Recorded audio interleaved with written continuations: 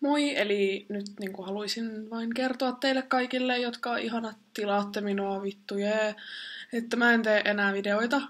Ja niitä on turha tulla missään SKFM:ssä tai vittu ihan sama missä Instagramissa muuallakaan pyytelemään, koska mä en niitä tee ja niitä ei tule ja mä en jaksa, niin ymmärtäkää, että mulla ei ole sellaisen nyt on aikaa, mutta ei ole mitään järkeä tehdä videoita mistään, koska ei ole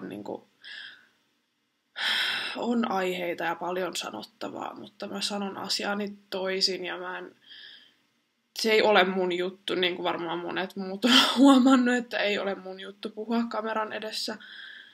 Ja niin, että se on nyt vitun over ja homma ei jatku. Ja poistan noi aiemmat videot, että on kiva, jos tallennatte niitä tietokoneelle ja lisäätte niitä takaisin tänne, toivottavasti ette tee niin.